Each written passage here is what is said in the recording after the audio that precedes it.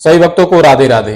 दोस्तों, बहुत सारे भक्तों का एक प्रश्न था कि पूज्य महाराज जी का जो रात्रि का दर्शन है वो कब चालू होगा, क्योंकि आप लोग जानते होंगे कि हाथरस में इतना बड़ा कांड होने के बाद श्री राधा केली कुंज परिकर और पूज्य महाराज जी ने एक निर्णय लिया था कि जो रात्रि का दर्शन था वो महाराज जी का बंद कर दिया गया था, क्योंकि हाथरस में इतना बड़ा कांड हुआ था। इसको देखते हुए कि वृंदावन में भी कोई ऐसी दुर्घटना ना हो, इसको देखते हुए रात्रि का दर्शन बंद कर दिया गया था कुछ अनिश्चित काल के लिए। लेकिन अब वो जो दर्शन है वो फिर से चालू कर दिया गया है।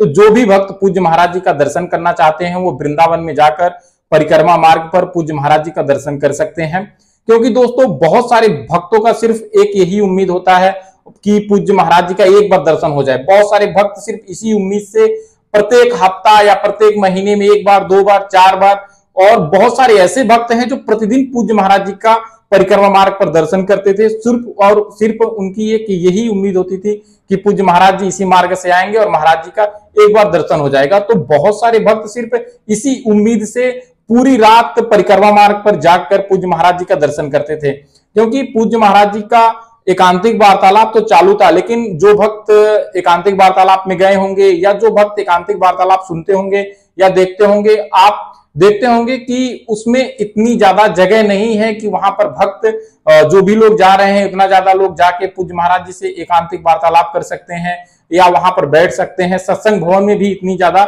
जगह नहीं होती है कि वहां पर जाकर और सत्संग सुन सकते हैं।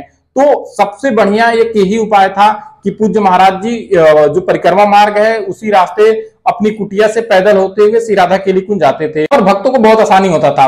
पूज्य महाराज जी का सभी भक्तों को दर्शन हो जाता था और पूज्य महाराज जी का सभी भक्त दर्शन पाकर बहुत आनंद जो खुश होते थे। तो दोस्तों, जो लोग एकांतिक वार्तालाप में नहीं जा सकते थे या सत्संग भवन में नहीं जा पाते थे, वो पूज्य महाराज जी का परिक्रमा मार्ग पर दर्शन कर लेते थे और उसके बाद वो अपने घर चले जाते थे। तो बहुत सारे लोगों की सिर्फ यही एक उम्मीद होती थी कि पूज्य महाराज जी परिक्रमा मार्ग पर आएंगे और दर्शन करके फिर हम अपने घर चले आएंगे। बहुत सारे लोगों का ये रूटीन हो गया था। लेकिन हाथरस में इतना बड़ा हादसा होने के बाद श्री राधा केली कुंज परिकर ने जो कुछ अनिश्चित काल के लिए महाराज जी का जो दर्शन था उसे बंद कर दिया था।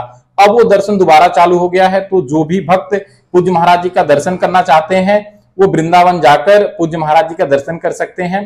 दोस्तों, एक ये भी था कि अगर आप रात्रि में दर्शन नहीं कर पाते थे तो आप पूज्य महाराज जी का सुबह 9 बजे जो है आप परिक्रमा मार्ग पर ही खड़े होकर जब महाराज जी सत्संग भवन से निकलते हैं श्री राधा केली कुंज से, तब वहां पे दर्शन आप कर सकते थे। लेकिन उस समय महाराज जी गाड़ी में बैठे होते हैं, क्योंकि दिन का समय होता है और ट्रैफिक का भी कुछ ध्यान रखना होता है, क्योंकि वृंदावन में तब तक दोस्तों बहुत सारे लोग परिक्रमा लगाते हैं और बहुत सारे जो यात्री हैं और जो भी भक्त आते हैं, श्रद्धालु आते हैं, उनके लिए रोड खुला होना चाहिए, क्योंकि वो परिक्रमा मार्ग है और उस पर जो है काफी चहल पहल होती है। इस वजह से वहां पर इस चीज को ध्यान में रखते हुए पूज्य महाराज जी जो है वो गाड़ी से निकल जाते हैं। तो अगर अब आप लोग रात्रि में दर्शन करना चाहते हैं तो आप लोग जा सकते हैं। रात्रि में दर्शन जो है पूज्य महाराज जी पैदल इस वजह से दे देते हैं कि उस समय जो भी बहुत क्योंकि रोड बंद होता है और ऐसी कोई समस्या नहीं होती है और लगभग 2:30 बजे पूज्य महाराज जी अपनी कुटिया से होते हुए श्री राधा केली कुंज जाते हैं। तो उसमें बड़ा आसानी होता है, किसी को जो है कोई दिक्कत नहीं होती है, रात्रि में बड़े आसानी से दर्शन हो जाते हैं। लेकिन दिन में गाड़ियां आती रहती हैं, बहुत सारे लोग गाड़ियों से आते जाते रहते हैं और अगर इस तरह से महाराज जी पैदल जाएं तो जाम लग जाएगा और फिर ट्रैफिक के लिए भी बहुत सारी दिक्कतें होंगी। इस वजह से रात्रि का जो समय है वो बहुत अनुकूल होता है और उस समय दर्शन करने में जो श्रद्धालु हैं, जो भक्त हैं, उनको भी दिक्कत नहीं होती है, महाराज जी को भी दिक्कत नहीं।